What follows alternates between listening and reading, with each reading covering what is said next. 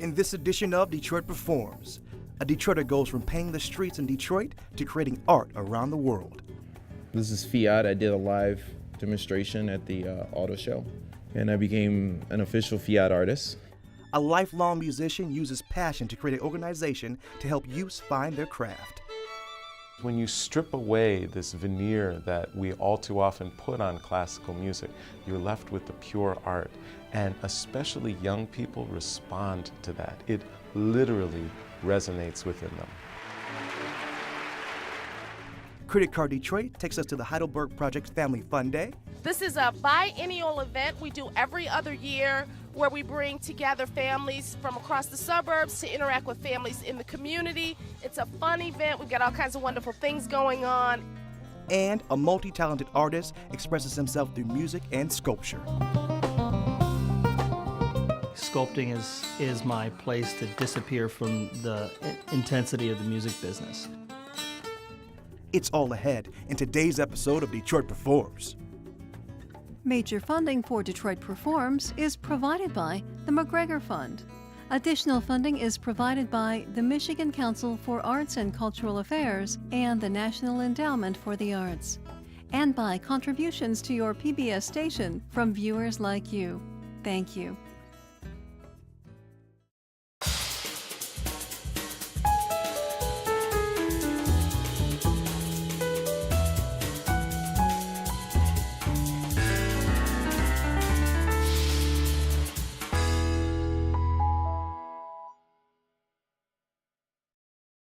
Welcome to Detroit Performs, everybody. I'm your host, DJ Oliver, and today I'm a little outside Detroit because I want to show you around the University of Michigan's Arthur Miller Theater. The theater has just 280 seats, making it an intimate stage on which to act and a great way to watch a performance. The theater hosts both student and professional plays. Our first segment highlights a man who is the pioneer of graffiti in Detroit. Antonio Shades AG challenged the thought of the art being a negative by proving that graffiti is an art form that should be proudly displayed and cherished.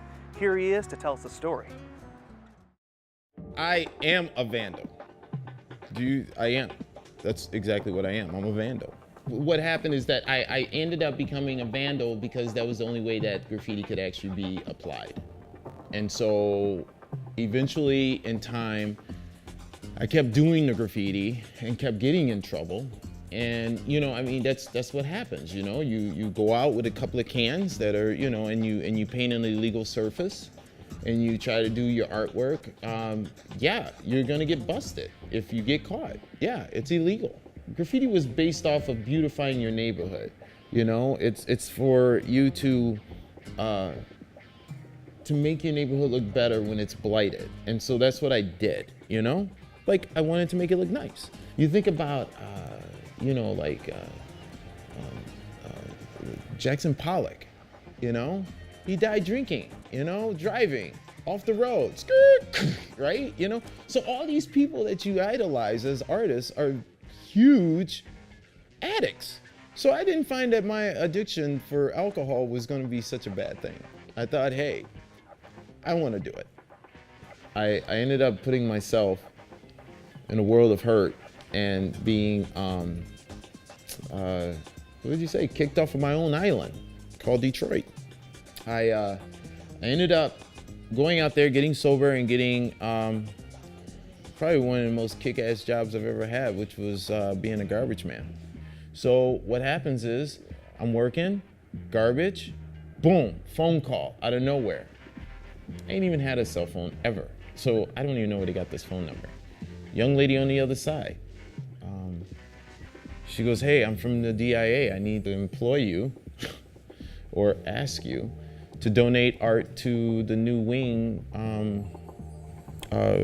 charity event.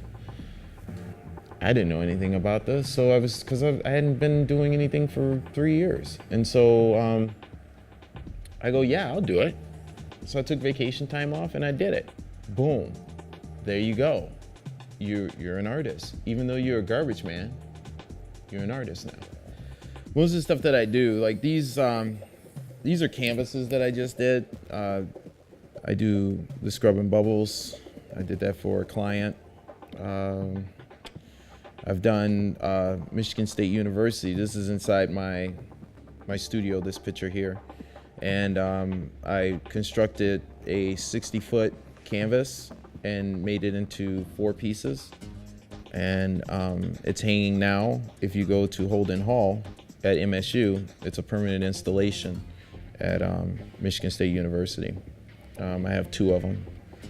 That's one of them, and this is the other. And then you can go, and that's the other picture of it installed. Actually, the inside of Quicken Loans, which is another client of mine, I did all the floors.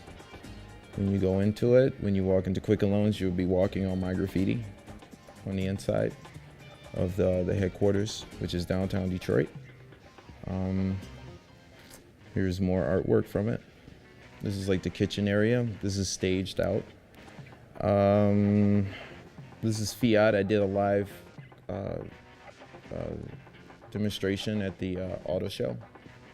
And I became an official Fiat artist at that time. So I did this live.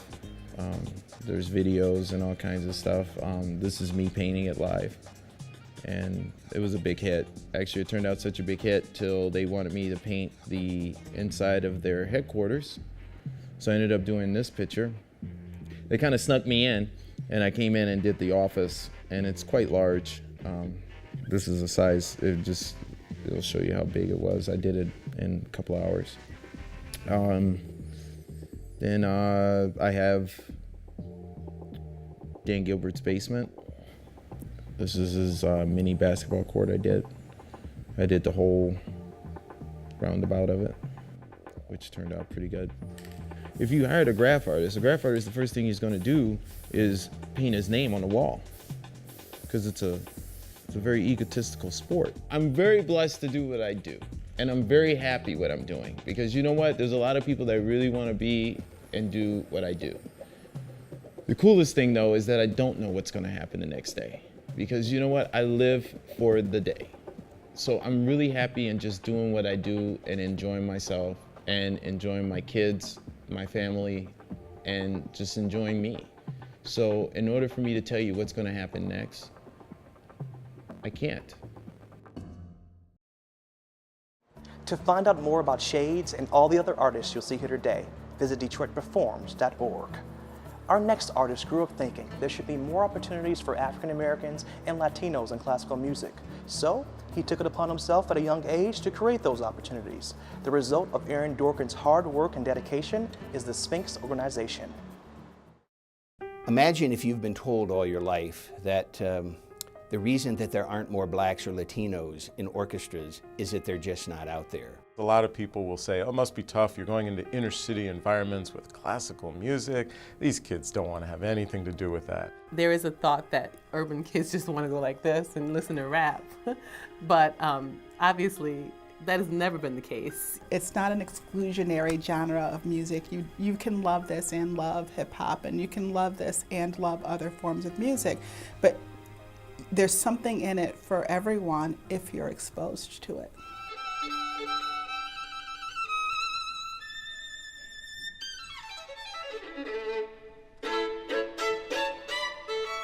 When you strip away this veneer that we all too often put on classical music, you're left with the pure art. And especially young people respond to that. It literally resonates within them. Well, I'm in my office at Burton Memorial Tower, and this young man comes in. We sit down, and out of his mouth comes a big, bold vision. I am blown away, because what this guy is imagining is the transforming of American orchestras. Well, I think early on, it wasn't just a good idea. In other words, that this is a problem that has been intractable in our field for many, many years. And beyond that, I didn't just have a sense like, oh, let's just have diversity and that would be great. I did have very specific ideas on a way in which we could address the diversity. It goes in the face of what everybody was saying, is that the reason you don't have more blacks in the orchestra is that they're just not out there. And here was a kid that said, they're out there, I'm going to prove it. It's nice to have an idea, but you have to be able to back it up with the thought and the preparation that you've laid out. And then you see the character of the person. You see in his soul, I've been there, I don't like what I see, and I want to change the world. I found that irresistible. Aaron is passionate. He's extremely dedicated. He's a cheerleader. Most artistic people are not organized. And most very organized and regimented people are very artistic. So it's rare to find a person who is a combination and has strong skills on both sides, which is probably one of the big reasons why this organization has seen so much success. Well, we are the national organization focused on diversity, not just in classical music, but in the arts overall.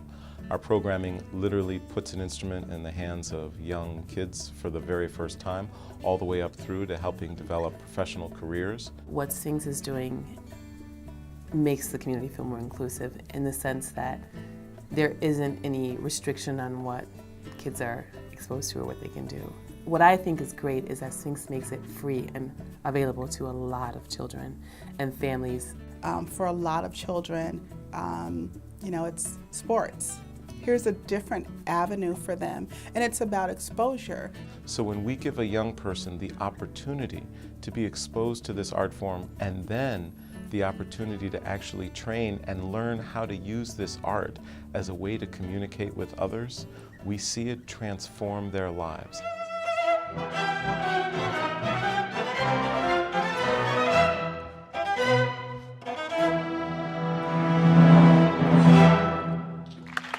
If you've ever been to any of the Sphinx events and you see these kids sitting in the audience, what you see are very well-mannered, well-behaved people, young people. And when you're in that moment of an incredible artistic performance, inclusiveness is by default inherent in that experience. You sit across from people from different backgrounds, but yet you share this similar human experience. And I know that for the competitors, it's really fun for them to actually be in an orchestra where it's a lot of people like them. There's a little bit of a different soulful element that runs through it. So I wanted to make sure that we developed a structure where everybody literally wins. And we do that by enabling all of our semifinalists to receive full scholarships. But the amazing thing is, because we have this environment that has a sense of a collective ascension of all of us, they have spontaneously and encouraged by us, have group hugs. And I have no idea what they're saying. I know no one likes to lose, but I think it's easier to lose when you feel like you're amongst friends. It also tells you the quality of character of these students. Tells you, how they were raised, frankly, because you're not hoping that, that your win means somebody else's failure. Because there is this mutual respect, and they know that no matter what happens there, they will continue on as musicians together.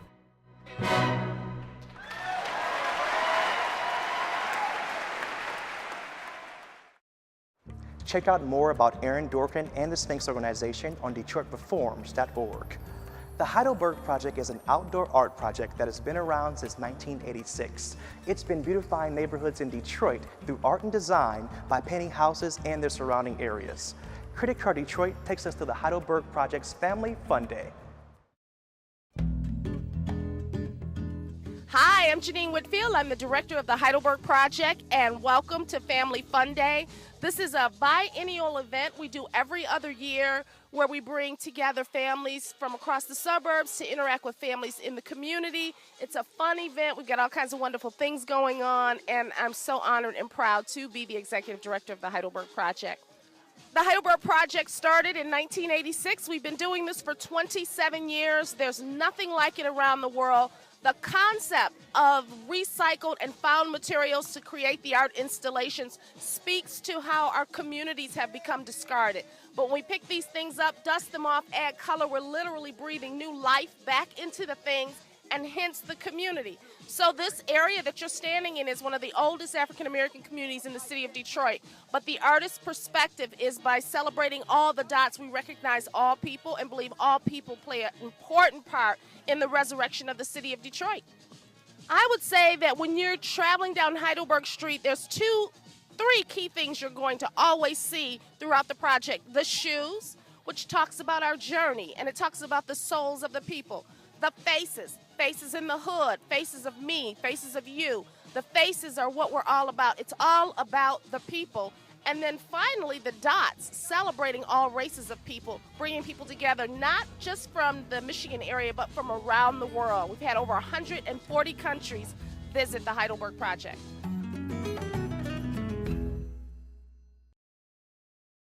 You can view more of Credit Card Detroit citizen reviews on their Facebook page and YouTube channel, which you can find through DetroitPerforms.org. Now let's take a look at some fun arts events happening in and around Detroit.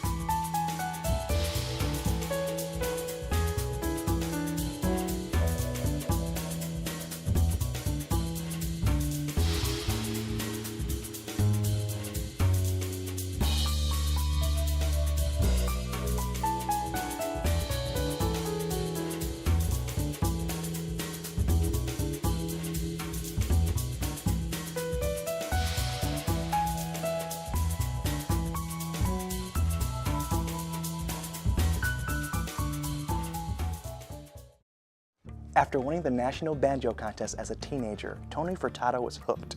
For years, he gave his full attention to pursuing a music career, but recently, he returned to a past love as well, sculpture. Let's meet Furtado and find out more about him and his many talents.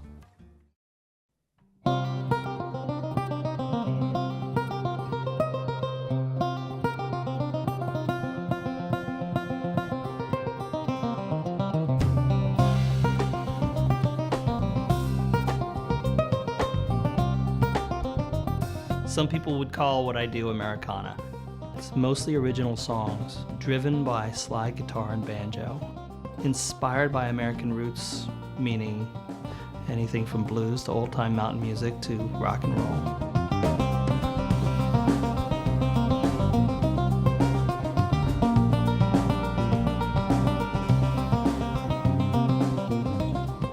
When I was 11 years old, I had to do a report for my music class. One of the projects was to make an instrument. I didn't hear the word orchestral.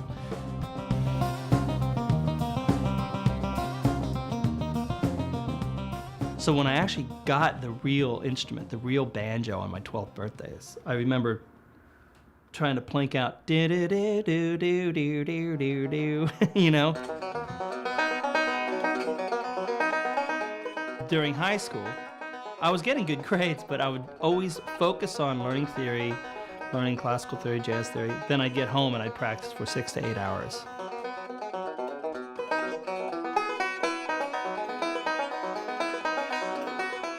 And it was around that time that a friend of mine said, "You should enter the National Banjo Contest." Really? He said, "Yeah, man, you'll win." I said, "Nah, what?" So I actually started preparing for it when I was about 18 and worked up some versions of some tunes. And I entered the contest, National Banjo Contest, and I ended up winning. And it was kind of a big boost to my morale and to my whole way of thinking about, well, maybe I could do this for a living.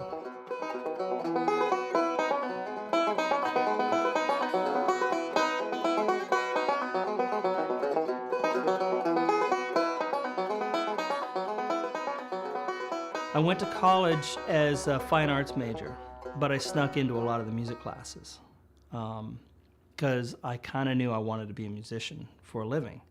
But I couldn't really do both, you know, sculpting takes so much time. So when I got the opportunity to hit the road, I left college to do that, and I left sculpting. Tony toured with established bands and had a solo career on the banjo. He learned slide guitar and has spent the past 2 decades performing Americana and bluegrass music all over the world. A cupping on a rainy morning, a cupping on a rainy night. Stagger Lee and Billy DeLine had a great big fight. Oh, the bad man, cruel Stagger Lee. Mr. Line told Stagger Lee, please don't take my life.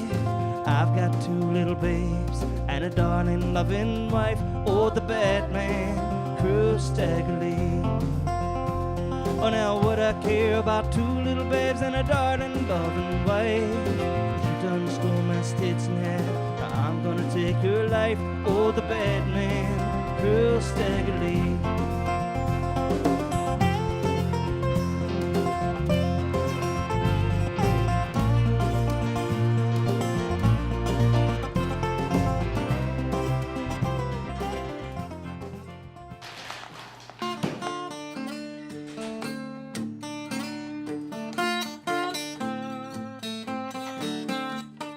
About 5 or 6 years ago, when I moved back to Portland from my LA stint, I just got the urge to start sculpting again. I said, I can't hold this back anymore. Sculpting is my place to disappear from the intensity of the music business. This part of the process is the funnest, you know, actually sculpting and looking where I need to add the clay or subtract, or, you know, add a little bit of pudginess here or there, and, you know, it's like all the little fun little details. I just love, like, making the little things, you know, getting in there and make the ear, figure out how to make the meerkat ear. What'd you do today, Tony? Well, played my banjo a little bit and made a bunch of meerkat ears.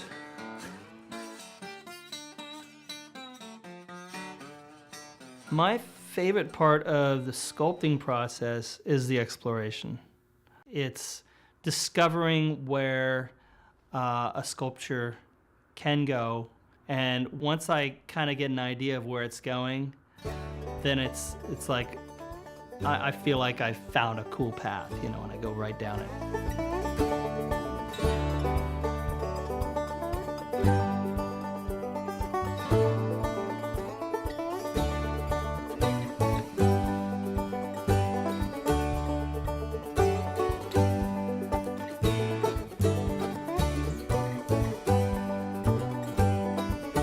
Maybe I'll get in a gallery, you know, that's all plans for the future. But for now, it's just, it's my learning space and my fun place.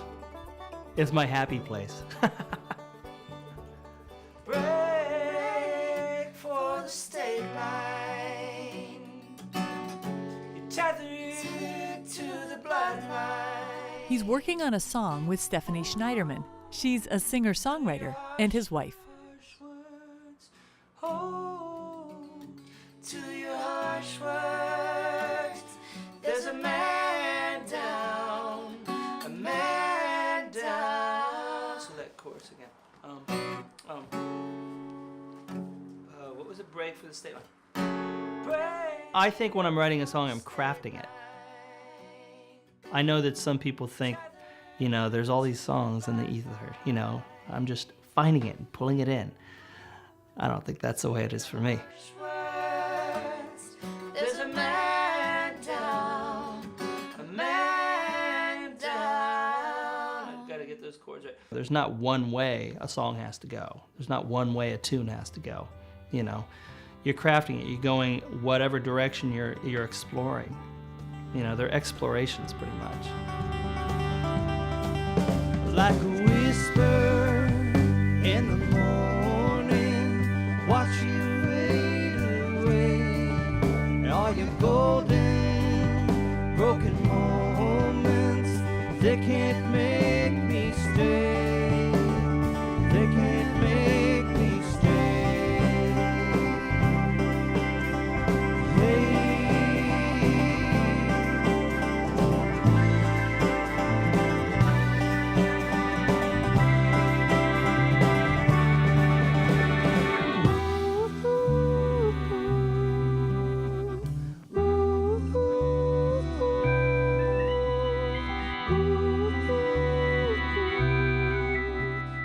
I feel like I have a pretty good balance. I feel like I'm in a really good space with it all, you know? If I can make little discoveries, if I can explore avenues of something, either with an instrument or with clay, that's something that's just the root of what I love doing.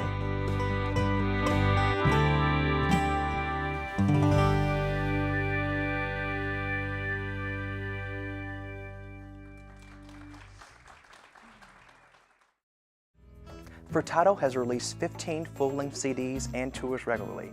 For details, visit DetroitPerforms.org. And that wraps it up for this edition of Detroit Performs. For more information on arts and culture, visit DetroitPerforms.org, where you'll find featured videos, blogs, and information on upcoming arts events. Also, be sure to like us on Facebook and follow us on Twitter. We'd like to thank the University of Michigan Arthur Miller Theater for letting us hang out here today. Don't forget to come out and check out a show for yourself. Until next time, get out there and show 'em how Detroit performs, y'all. I am DJ Oliver. Thanks for watching, guys.